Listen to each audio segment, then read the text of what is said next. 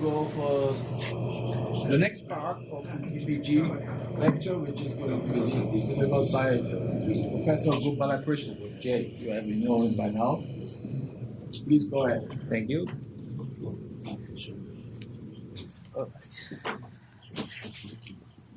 Okay, so I'm going to take the baton from Leszek and continue on DPG. This is my first time in South Carolina. Thank you for inviting me. So it's been for you. I forgot to thank you again. You know we were grateful. No, you are doing the work. Come on. Yeah, I lived more than a decade in the Southeast, and I never managed to come up here. So this is great. All right, so I'll start by repeating some of the stuff that Leszek said, and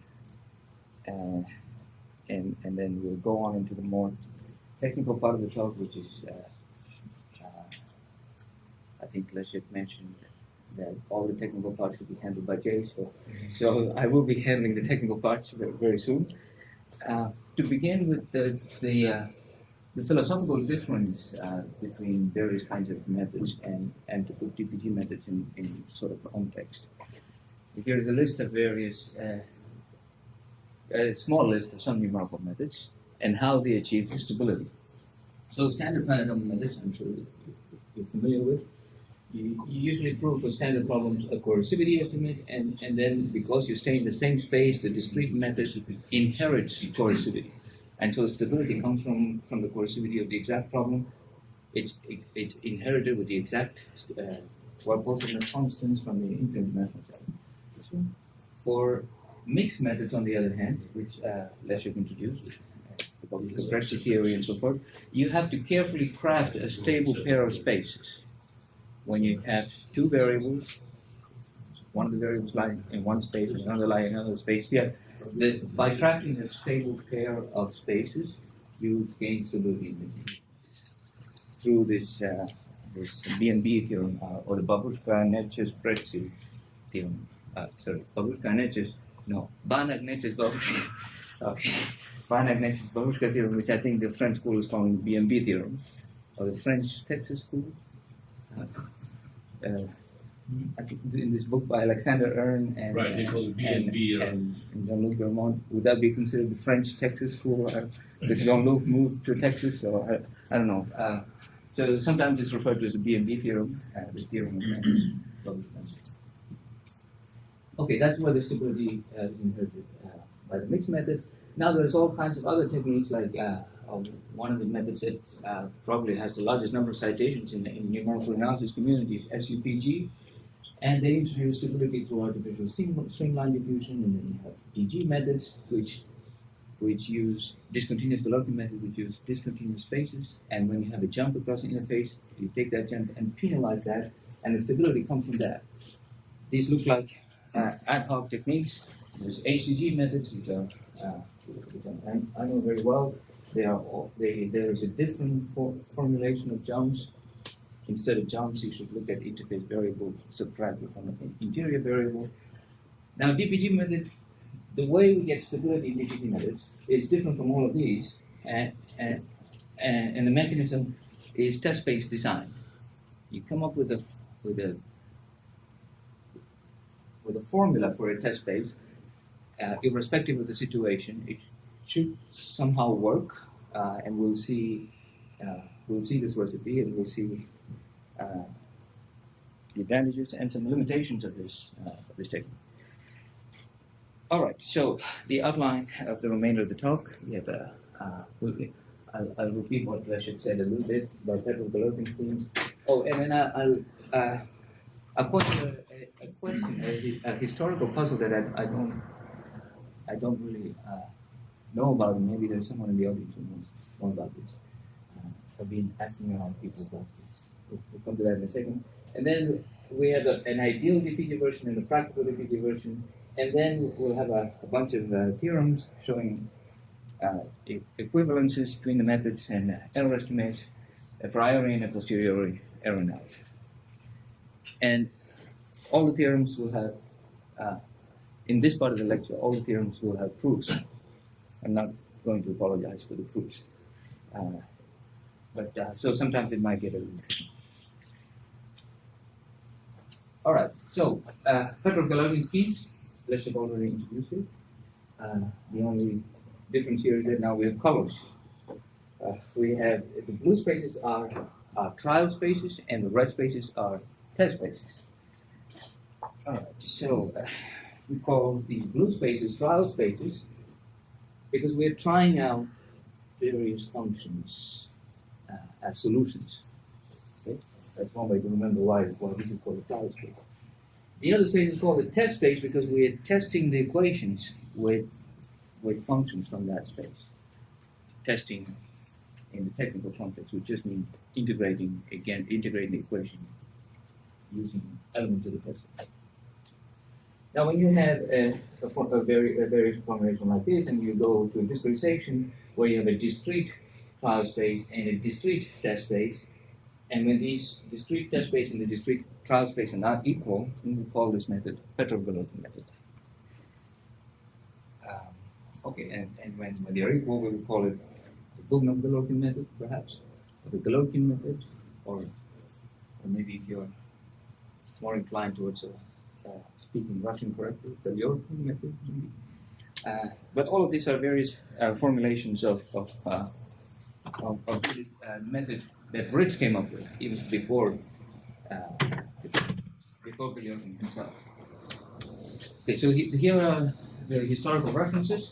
This is Galerkin's paper, and Galerkin himself calls the method Ritz method.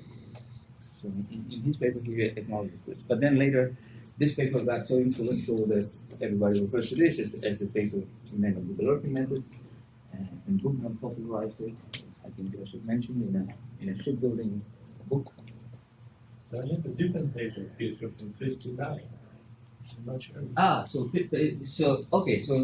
Okay, maybe you know more about this historical question I'm going to ask now. So there's this paper by Petrov, and then a review paper by Mikling, which has a whole bunch of stuff and a little section on what he refers to this paper by Petrov and calls it the generalization of the Galerkin method due to Petrov. And so my assumption was that this is the paper that. So maybe I'm referring to the wrong Pietro. I don't know. Okay, so. To check on that. Two slides on this historical issue. This is the paper by. Okay, well, I can't read it. Okay, but you see, this looks like. Okay. So where the name of a country that doesn't exist anymore, so okay, clearly historical paper. So I got a copy of this paper from the library and was looking for the Petrov-Galerkin method, and you immediately see, oh, okay, here the phi, which is the trial function, represented as a span of some trial function guys, and then the equation is tested by some other guys, the VI's. So obviously he is thinking of phi and v being different, and so this must be the right paper to refer to. But then you look closer into the paper, there is no example or analysis in the paper where v's and ph's are different. So I didn't know. Okay, so there is much worse. I'm referring to a different Pietro. Oh, okay. This is the Petrov that in the Petrov-Galerkin. The one I know is different. Okay. Okay, but the issue that I wanted to ask about is there is this review that everybody cites, the Miklin review, and this has 22 sections of chapters, and somewhere there you see Petrova method of practice. Okay, so then you go to this. There's a small section at the very end. And he talks about this method of Petrov, and then he makes an interesting reference. He calls it the generalized Galerkin method, Petrov-Galerkin method, and he says that an analysis of such method was performed in a dissertation by Polsky, as a name I had never heard. And this is a dissertation in Kiev State University, and I wanted to look up this dissertation until there was a parenthetical note saying it's handwritten. So at that point. So I wanted to ask if anybody's going to Kiev State University, please look up this dissertation because I want to know what Polsky actually did in terms of analysis. Because what we know today as the basis for all of this analysis is what is the Babushka-Breccia theory or the B&B theorem and so forth. And that was all few years later. So if Polsky had done this, a couple of years ago, then it'd be nice to know that this happened a few years ago. Okay, so we know the modern theory. Leszek introduced you to it, and I'll just summarize it. We have whenever we want well-postedness of a variational equation with B, it's a bilingual form or a sesquilinear form, you have these in-soup conditions, and you have a joint uniqueness, and together it gives you well-postedness. Okay, so this condition, if you think of the form being generated by an operator, I think he called it capital B, then this is just saying that the operator capital B is bounded from below, or X is bounded by some constant X. B, that's the same as saying the operator is rejected and its range is closed. And then together with an adjoint condition, you have a bijection. So these two conditions imply that the operator corresponding to the form is a bijection, and therefore you have well-postedness. Okay, now, discretely, this does not imply this. Okay, but however, if you have this condition, this does not imply this because you have a supremum over a larger space here, and YH is a smaller space. So even if you have it, you may not have it. But if your discrete space has this condition, then Babushka's theorem tells us that your method is quasi-optimal in the sense that the error produced by the method, by this Petrov-Galerkin method, is up to a constant bounded by the best approximation method. Okay.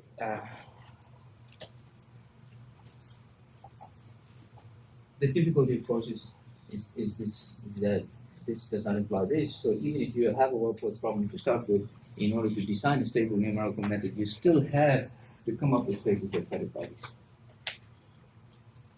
So what we're trying to do in the DPG method is somehow get around this difficulty.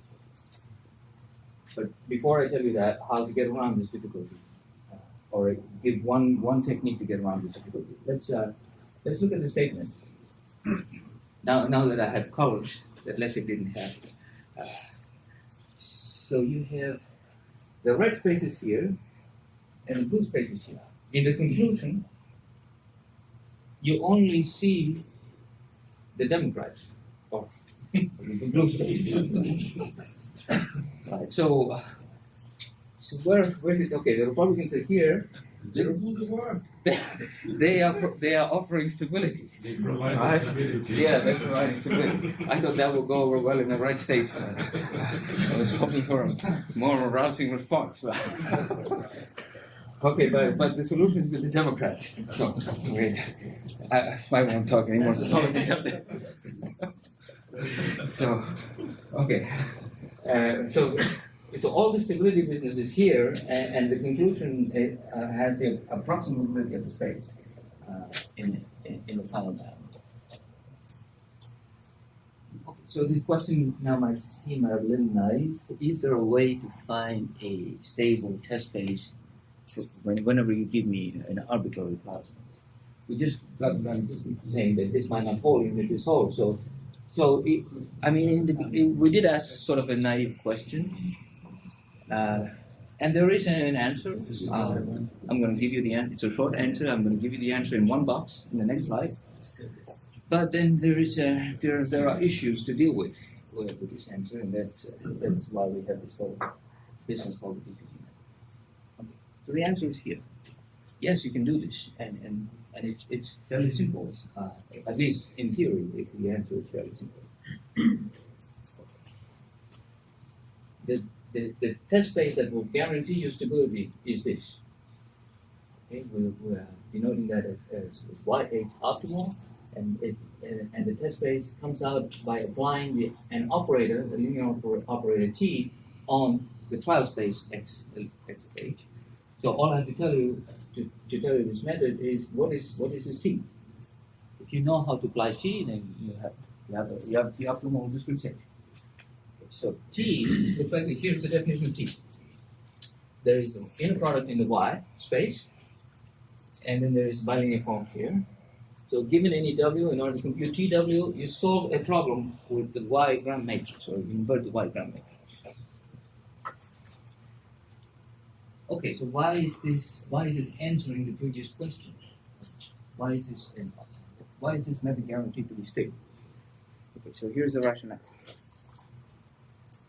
Okay, so the argument is very simple. We go back to this in-soup condition business. We ask, what is this? What is the maximizer of this? The maximizer of this is the thing that achieves the supremum. Right? And when you have exact in-soup condition, you have an inequality that bounds this from below. Okay, so this T operator is cooked up exactly to solve this problem. In fact, if the T is defined this way, then this supremum is equal to this, and therefore you immediately see that the supremum is attained by this object. So we have this T applied to any given X is the maximizer. So we call this the optimal test function. Corresponding to a trial function X, Y equals Tx is its optimal test function. So the idea behind the method is now clear. You want to have exact in-soup condition implying the discrete in-soup condition. How do you make sure that this implication holds? Well, you put all the argument, all the things that maximize the supremum in the discrete space. And therefore, the discrete in-soup condition holds with exactly the same constant as the exact in-soup condition, because you have all the maximizers when you do the discrete supremum. Okay, so that's the idea behind optimal test functions. Okay, now we can translate this into a theorem. Let's put some assumptions that we'll use throughout. This is the exact in-soup condition, the supremum over the big space Y. And this is just a continuity of the bilinear form. We're just saying that this is this number V, same notation that Leipzig used. This is the adjoint uniqueness, or if you have this condition, then it's basically saying that the adjoint of the operator B has trivial kernel, and therefore you don't have any compatibility conditions. If you have these two, I could replace these two and say simply that the operator generated by the form B is a bijection, or continuous bijection. If you have these two, then you hit this, and the proof just comes from Gopalakrishnan theorem. It comes from Gopalakrishnan theorem because we have the discrete in-soup condition. And I just showed you in the previous slide why we have the discrete. We have the discrete in-soup condition with exactly the same constant as the continuous in-soup condition, or the exact in-soup condition, so the same constant C1 appears here. Okay, so this is the ideal method. In some situations you can apply the ideal method, but in very limited situations, because there is this operator T, and you need a computational realization of that. Once in a while you have that realization, but not always. So here is a simple example where you can actually hand compute what this T operator is. I don't think it gets simpler than this. This is an ODE, U prime equals F, with some inflow boundary conditions. We know everything about this problem, we know the solution and so forth, but let's pretend that we don't know the solution for a moment and we're going to compute the solution. We'll make up a variational formulation by multiplying this equation by a test function V and integrating by parts. So here's an example of applying these, what we discussed abstractly, to a simple example. When we integrate this by parts, the derivative on U becomes the derivative on V, and then you get some boundary terms. One of the boundary terms is V1 multiplied by U at 1, but U at 1 is something that I don't know. So we will declare that to be an independent unknown, or U at 1. It's a number. So we want to find this, and we want to find the function U satisfying these variational equations. Okay, the other part of the boundary, the zero part of the boundary, produce this term and the term containing the function value U at 0, which is known, which is number U0. So that's data, so no issue. So this Petrov-Galerkin form has two things in the trial space. An L2 function that needs to be found, and a number that needs to be found. I'm sorry, did I say the test space? I'm going to say the trial space. The test space contains just one function p. Okay, so here's the trial space, L2 plus R. The test space is H1, and you put some norms that make sense for this problem. And then you ask, can we now apply the T operator and come up with a method? That would be the ideal DPG method. You have the optimal test space here. You apply this to some x sub h. X sub h is easy in this scenario. We're looking at this in simple example. We're looking at a spectral method, meaning that this L2 function on the whole interval 0 to 1 is approximated by a single polynomial of degree p. There's no mesh. Polynomial degree p, and this is a number r. Approximate. There's no need to approximate one-dimensional space. We keep it as r. And we can solve this. We can solve this provided we can compute this. And in this simple scenario, I give this as an exercise to my students. You can compute it, and you find that this optimal space is exactly polynomials of degree 1 higher than the trial space. Just a small calculation. But instead of showing you the calculation, I've opted here to show you a comparison between what happens with DG on one element, the standard discontinuous Galerkin method, versus this Petrov-Galerkin DPG method. If you do DG, this is the exact solution. It has a sharp layer.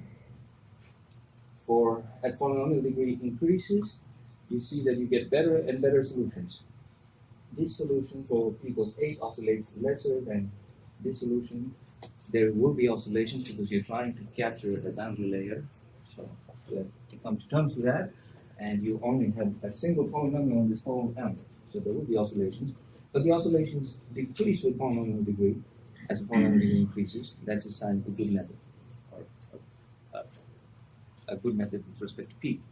So this is the DPG method. Now, if we do the same thing with DPG, with this optimal test space, then you get a similar behavior, but the oscillations are 1 order less. And the same scale, it looks like this. So we conclude that there might be something that this ideal Petrov-Galerkin philosophy might get you, that in some scenarios like this, which is better, or some sort of enhanced stability, is what we might expect.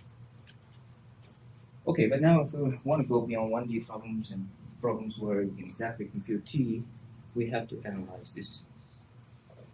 We need to know how to do this better. Or how to generate this ideal test space, and maybe come to terms with the fact that you cannot generate the ideal test space, but you can maybe approach it in some way. Okay, so in a more complex problem where Y is a space, it's a more complex solvable space, then we want to design methods where this calculation is simple. So we want to design we want to redesign variational formulations, even of known problems. We have to redesign in such a way that x and y come out with y that admits discontinuous functions, or functions that have no continuity across element interfaces. When a function on one element does not talk to a function on the other element, this calculation, application of T, decouples into element by element calculation. So that's number one. That's going to be one of our goals not in this lecture, but in the next lecture, we'll show this with examples. And the other goal is if y is infinite dimensional, we can't really solve this on the computer, so you have to approximate it. So we need to approximate this problem by a finite dimensional problem.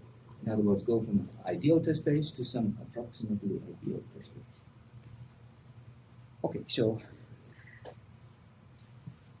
the difference between an ideal method and a practical method is that the T has been replaced by a T sub H, where T sub H is indicating some sort of approximation.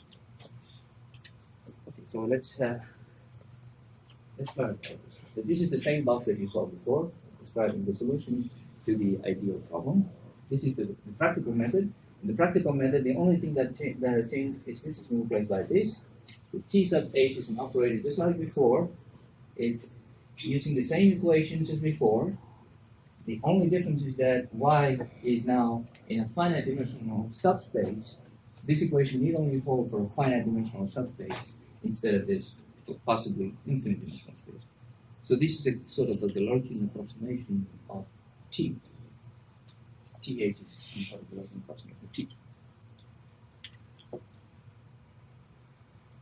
Okay, so it turns out that there is another way to view these two.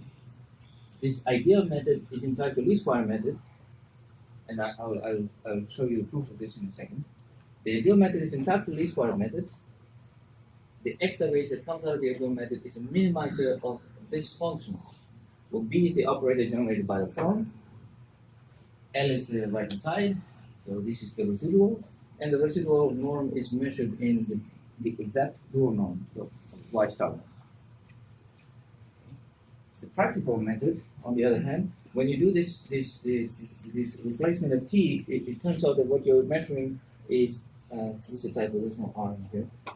You're computing a different XH because the norm in which you minimize has been changed from an exact dual to a finite dimension. Okay, we'll study this in more detail in a second.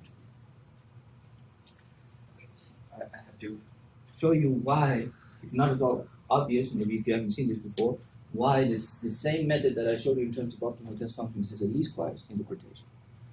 In fact, it turns out that it has a least squares interpretation and a mixed method interpretation, and I'll go through both of them in the next few slides. Okay, so here's the same box as before. This is now the practical DPG method with a T sub h. All the ensuing arguments can be carried out for either the practical method or the ideal method. And the theorem says that this least square solution is the same as the practical Galerkin solution. Okay. And here is the proof. It's there's nothing deep to it, it's just some algebra. So let me follow this. If you have x satisfying this, that's the same as saying that the error x minus xh has this sort of Galerkin method. The test space is this. It's all functions of the form this, so I'm calling an arbitrary function thzh. Now we change the definition of th. Here's the definition of th. So using the definition of th, I can lose the e and produce a th here. Okay, and now I have some sort of an orthogonality in the y inner product. Okay, this is exactly the orthogonality in y inner product with the t's in there. So the standard argument that shows you that a projection has a projection into a space is orthogonal property shows you that this must be the minimizer with this norm, minimizing this norm. And now the only question, how do you go from this th back to b? Well, for that we need to understand th. Look at th, it's related to the operator generated by the form. Okay. The operator generated by the form that carries you into the dual space. This is the y inner product, so you want to go from the y inner product to the dual space. And let's just introduce this notation where you have the Rees map. The Rees map carries you from the inner product to the dual. So the relationship between T and B is this. It's equal to B except for a Rees isometry. So plug that in here. The Rees map is an isometry. Studied in first course in functional analysis. So you may lose the Rees map and instead of Y you may put the Y at start. And you have to B times X is L, that's L, and the remaining. So that's it. So it's an elementary proof that shows you that in this case, sort of independent relationship with least squares, minimization, and some Petrov-Galerkin. All right. Okay, so now let me show you a basic error estimate for this this practical DPG method.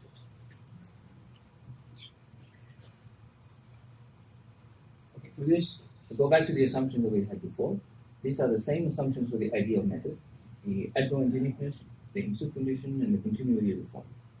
Same as saying that the operator PE is bijection. But these assumptions have nothing to do with the method. So there has to be something more relating to finite dimensional spaces. One more assumption that we need for the theorem. And we call this assumption F for the Fortan operator. Fortan operator, or this operator pi, is any continuous linear operator that takes values in the discrete space from y to yh, and it has the property that it commutes with the form. So here's the B form. You put in a discrete guy here, then instead of y, you may put pi y without altering the value of the form. This is a well-known condition in mixed methods. But we realize that this is the same condition that we need in this context, even before Wolfgang pointed out the relationship between mixed methods, where then this will become obvious. Okay, so let me show you why this condition immediately gives you an error analysis. The claim is that if you put in this additional condition, you have an estimate like you did for the ideal method.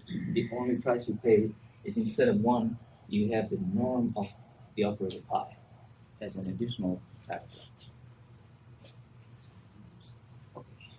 Again, this is a simple proof. It uses the same type of arguments that are common in mixed methods. This is the exact in-suit condition, what we got from I. Now from there, the idea is to go to the discrete in-suit condition and then apply what was specified. So that means I don't need a supremum of y, I need a supremum of yh. How do I get to the supremum of yh? Well, I introduce the pi, this Fortan operator. Okay, I can do that because our assumption F says that I can do that. The value of the form doesn't change. But then I don't have the pi in the bottom, but I do have continuity of pi, or boundedness of pi, so I can make it. I can go this way with an inequality, where I introduce the pi at the price of the norm of pi, or putting the norm of pi in norm pi inverse of norm pi. So the function pi comes out here, and now pi, this is a discrete guy, this is a discrete guy, so I can increase the supremum to all things in the discrete space, and that's it. Okay, so the difficulty is in coming up with this pi for various numbers, and that's a whole other game we'll postpone to the next lecture. Okay, now let me show you. That shows you the error analysis of the a priori error analysis. Now I want to show you the equivalence to the mixed Galerkin method, which is also a small argument. Now that we understand things clearly, I mean, these arguments get simplified more and more over the years, and they become shorter and shorter. But I wish that we knew the shortest argument right from the beginning. But it's the nature of life. Okay, as Leszek already mentioned, we know about this mixed method interpretation through Wolfgang's papers, which we closely follow. Okay, so here's the statement. This minimizer, xh, is a solution of this mixed problem. It's one of the components of the solution of the mixed problem. This mixed problem has two components in the solution. There's an E and an X. What is E? Here's the definition of E.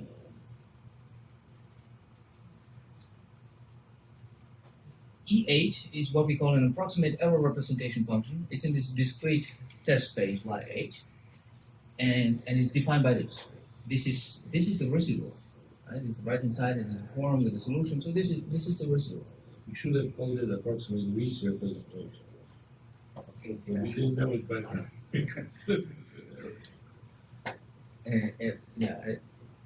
We will actually write it exactly as raised representation. Approximately residual. Yeah, right. Yeah. keep all of that until the next slide. You will see an identity that can be exactly interpreted that way. So, I think because I'm an inherently adaptive. That's why they confused the I'll mention some of them before the but it's somehow, I mean, you could see that the error has something to do with E because you have the residual here. And the residual is a form of the error that you can measure. And so EH is something you can compute. You can compute from the residual, as long as you're willing to invert this gram matrix Y. And also note that if I define EH this way, then this equation is exactly the definition. This is just the definition of EH rewritten. Okay. So in order to show this theorem, all I have to show is from where did this come from? What? Okay, this must have something to do with this, because this is just a definition of the EH, so maybe this has something to do with it. Okay, so that's the proof. Another definition changed in the exercise. So VGEH, we now show that this is 0 if XH, if and only if XH is a minimizer. So apply the definition of T or TH, trade the B for the TH, and now you have the EH, and you see this is exactly what you guys were just saying. Right? This, if I write this algebraically, this is the Rees inverse of the residual. Or what did you say? Lifted residual. So this is the lifting residual. Okay, and we saw from the previous proof that R inverse of B is the same as T. So if I introduce B here using that, this is the same as BX. So then I have an R inverse B here, which is the same as TH. So I come back to an equation of orthogonality in something that looks like a norm. So this is an orthogonality statement. From there, you can immediately connect to the minimization statement, or you trade one of the T's for B and find that, oh, this is the same as the Petrov-Galerkin equations. So once you get familiar with these definitions, you immediately see the unity in these three different formulations. It's kind of embarrassing that we didn't see all of this right in the beginning. Okay, so the importance of this formulation is that now you have something that is approximating the error, and so you have a tool for adaptivity. Right? And we'll come to that. That's the next part of the next and the final part of the talk, a posteriori error estimator. And, to my knowledge, not everything is completely known here. I'm not sure that there's a convergence analysis. I think there's convergence of adaptive schemes and so forth. I believe is still open. Okay, so, but there are some things that are exciting when you compute. You see, if you do standard finite elements with a standard error estimator, you get this one, KV2 maybe. No, this was just the HP adaptive standard. HP adaptive, okay. For the Helmholtz equation, you're trying to capture a beam, a solution that looks like a beam, and the standard finite element method goes and searches all over the place. The adaptivity meanders off, trying to find a solution because I don't know. This is according to DPG. According to who? DPG, right? Because you don't satisfy the asymptotic stability there. Yeah, I guess it's a representation of that. Yeah. Whereas if you do this adaptivity using the EH in the previous slide, then it just seems to capture everything right away. So it seems to be known pre-asymptotic behavior. Now we're not able to have a precise theoretical statement that's saying that there is no pre-asymptotic problems, but we have a theorem, and that we'll come to the theorem in a second. But let me just talk about this EH a little bit more. Okay, this is the residual. Okay, we call that rho. EH we saw was the residual lifted by the Rees operator inverse. And since Rees operator is an isometry, the norm of rho and norm of EH are the same, except one is in the rho norm and one is in the Newton. So we call this norm eta, for a global error estimator. And in fact, this need not be a global estimator. I'll mention that in a minute. So that, or in other words, the error is just a normal residual. Now, if you code this in any of these three ways, you code the method as a Petrov-Galerkin method, or as a least square method, or as a mixed method, you can always capture this EH. In the mixed method, it's just one of the variables. We've already seen that. If you're doing Petrov-Galerkin, then you have to solve this EH by this one line, or by this. You have to apply this. Or if you're doing least square, it's the same. You have to apply the recent residual. Okay. The opportunity we have on YH consists of discontinuous functions that don't talk from element to element. It is following. This equation now decouples into element by element. So this calculation is completely local. And moreover, the norm of this function, the representation of the error on each element, you get etas on each element. So using the relative size of the norms of EH on element by element, you can mark which element needs to be refined. So you have an inexpensive local error indicator right off. Okay, so the theorem that we are able to prove is only on the global error indicator, not on the local error indicator, and that might be the difficulty with not having a sort of a adaptive convergence theory, but nonetheless, this is what we know. Okay, here's the error. Here's the error estimator. So the error is bounded by the error estimator, plus some oscillation on the right-hand side. The estimator is also bounded by the error, so you have both sides of the inequality, showing that the estimator is tightly controlling the error. And the oscillation that comes in terms of the Fortin operator is a composition of the data with I minus I. We'll identify this as we look at the proof of this. Okay, so there's one easy part. This guy. This guy is almost immediate, and this is a characteristic of research. When you have eta as a residual, this is the residual in the dual norm, and just put the norm of B there, norm of the operator, or norm of the uniform, there you have. So that's efficiency. So this is immediate. This one we need to do some circles.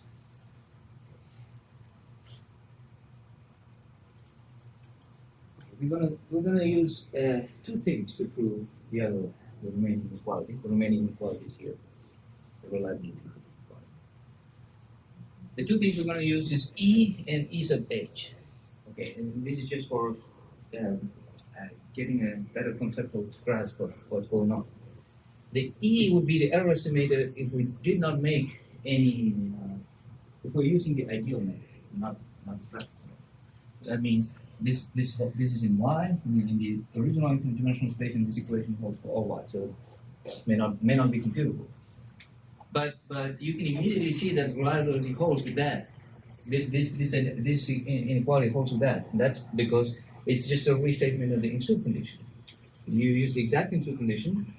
This is the exact in-soup condition with x minus xh here, and you see that this is the same as this. So you immediately get that the error is bounded by the ideal error estimator.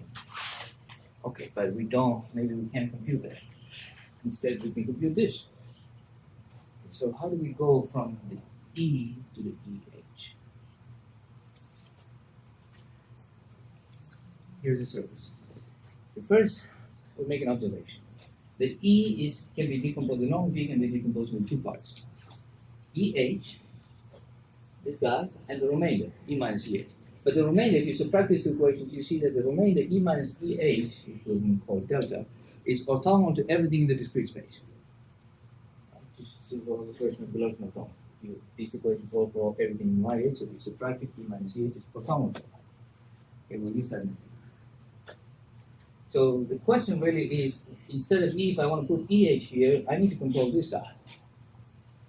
So here's how we do it. We take the delta norm, And since delta is orthogonal to everything in the finite dimensional space, I can adding this is just adding 0. And now E minus EH against this, delta is E minus EH, can be broken up into two terms. The first term coming from E breaks up, gives you these two terms, and the last term we keep as it is. Okay. Now, according to our assumption, we have this Fortan operator assumption. It says that this is 0 because introducing the pi does not change the value of form, so this is gone. This is also gone because delta is orthogonal to everything in the discrete space. Okay, so we have, this is the oscillation term. This can only be nice if the data is nice. So we have that oscillation term. And then we have EH and the norm of the operator pi, and the delta and both the terms can be cancelled out on one of the delta, and that gives you bound to the delta. Plug this back, plug this bound with the delta here, and that gives you the 2. Okay, so it's elementary, but again, it's simpler than what's in our paper, but I feel like every time I revisit it, I can make it simpler, but I couldn't make it any simpler this time. So all right, so let me conclude with some remarks about this theorem. In this proof that I just showed you, we never use that X8 is a solution. So in fact, the theorem holds if you plug instead of X8 some inexactly computed solution or anything else in the trial state. So in fact, all you have to do is instead of eta, you have to look at the residual using that particular X tilde, and you have the same exact both inequalities of the theorem hold. Now, the reliability estimate can be improved. This constant was made better. This could be a drastic improvement, depending on what pi is, because if pi is not common to get to this would be 0. So that was done in one of your students showed me this. So. Okay, so that brings us to the conclusion of the part 2 of DPG methods, and part 3 is after lunch.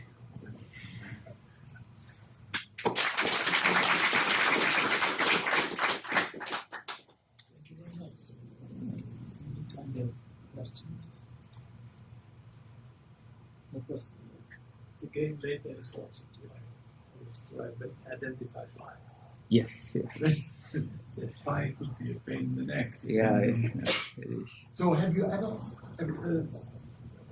you must have done this for the Helmholtz, right? For the pi for the Helmholtz? Yeah. I think that's doable. Yeah. So that's also. So you get a uniformly discrete. Yes and no. I mean, it is. Okay. I mean, I don't know when we talk about that offline. Not to confuse it. Because we managed to get a uniformly stable method for transfer with a posteriori Right. bounds. We don't use Fortan Yes. Yeah. because of the additional problem with the anisotropy in principle. Yeah. But it is technically then much harder. We use this geometric proximity problem that your test search space has to be aligned with the real test space in such a way that its projection gives you a real relative So let me error. answer your question. For the Helmholtz equation, everything is under control provided you satisfy the Nyquist criteria. Okay, Because you have to resolve the but optimal. that you That's don't what get around. you do. The examples you have shown there, right? Yeah. We compute in the adaptive mode without ever satisfying the Nyquist criteria. This was a problem with 40. Can you bring it up? I think people miss that. This is a problem with about 40 wavelengths, I believe. Where was it? I'll show you the same problem with 1,000 wavelengths. It's 40. If you count, it's about 40 I think, wavelengths here. So if you want to tackle the problem in a kosher way, meeting theory says you have to not only have the Nyquist criterion for 40 wavelengths to begin with, but you also have to control the pollution area, according to Babushka and Milan. Right? So your starting mesh should be a very dense mesh, right? And that's not what we are doing here. We say, okay, our solution is a beam. Can I start with a mass that consists of 4 elements? We start exactly with 4 elements. And as you can see, my old automatic HP adaptivity strategies fall apart after a while because you're doing refinements based on a meaningless solution. The fine good still doesn't satisfy the Nyquist criteria. So no wonder it falls apart. You cannot, I am not aware of a posteriori error estimate for classical Galerkin that works in a pre-asymptotic limit where you don't have stability. Whereas DPG does have stability, provided under the carpet your Fortin operators there. Well, we don't have it really for this very pre-asymptotic thing. We cheat. How do we cheat? We adjust in the test norm the wave number to the element wave number that I can resolve. And the method works. Yeah, What if- Why it works? we haven't. I mean, I think his point with regard to transport, we have never come up with a photon operator for transport. No, and, no. and- I and think this that's is- a different story Yeah, because of this these is- completely anisotropic spaces. Yeah. They are pain Right, dynamic. right. That's, no, That's another level of difficulty. But I want to hear that thing Albert and Garrett and I did to adaptively enforce the delta. Please don't go there. I'll talk about that a little bit in the end. Right? And the double adaptivity, right? I mean, Could that be used here? Just look at this. it can be used for any problem, but do you know what we At what cost? cost? I mean, the trouble there is that the scheme really calls for 2 independent discretizations. And I haven't conquered that on the practical level yet. It's really difficult. That's why I'm, a little bit, I don't want to confuse you. Okay. Good. All right. Good. Then I think we can close this lunch session. Right? Thank you very much.